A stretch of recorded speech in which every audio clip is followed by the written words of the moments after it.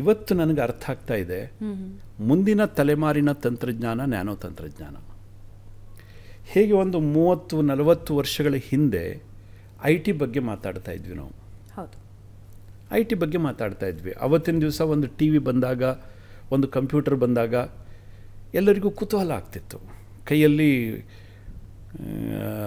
Mobile ಬಂದಾಗ ಏನೋ ಒಂದು ರೀತಿ ಕುತೂಹಲ ಆಗ್ತಿತ್ತು. ಎಷ್ಟೋ ಸರಿ ನಾವು ಅದನ್ನು ಟೀಕೆ ಕೂಡ ಮಾಡ್ತಿದ್ವಿ.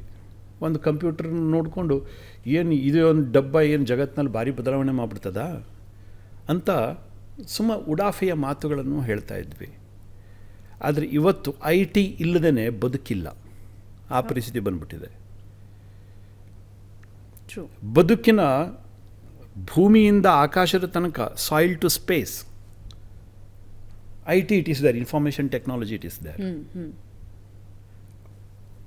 ಹಾಗೆಯೇ ಮುಂದಿನ ದಿವಸಗಳಲ್ಲಿ ನ್ಯಾನೋ ತಂತ್ರಜ್ಞಾನ ಪ್ರವೇಶ ಮಾಡದೇ ಇರತಕ್ಕಂಥ ಬದುಕಿನ ರಂಗವೇ ಇಲ್ಲ. ಅಷ್ಟರ ಮಟ್ಟಿಗೆ ಇದರ ವ್ಯಾಪ್ತಿ ಇದೆ. ಇವತ್ತು ಸ್ವಲ್ಪ ಮಟ್ಟಿಗೆ ಇದು ದೂರದ ತಂತ್ರಜ್ಞಾನ ಅಂತ ಅನಿಸಿರ್ಬೋದು, ಆದರೆ ಬದುಕಿನಲ್ಲಿ ಇದು ಕೆಲವು ವರ್ಷಗಳಲ್ಲಿ ಬಹುತೇಕ ನಮಗೆ ಊಹೆಗೂ ಅರ್ಥವಾಗದ ರೀತಿಯಲ್ಲಿ ಇದು ನಮ್ಮನ್ನು ಸುತ್ಕೊಂಡ್ಬಿಡುತ್ತೆ, ನಮ್ಮನ್ನು ಆವರಿಸ್ಕೊಂಡ್ಬಿಡುತ್ತೆ.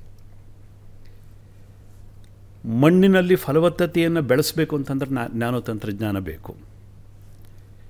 ನಾಳೆ ಮಂಗಳಯಾನಕ್ಕೆ, ಆದಿತ್ಯಯಾನಕ್ಕೆ, ಗಗನಯಾನಕ್ಕೆ ಬೇಕಾಗಿರ್ತಕ್ಕಂಥ ಚಿಪ್ಗಳನ್ನು ತಯಾರು ಮಾಡಬೇಕಾದ್ರೂ ಕೂಡ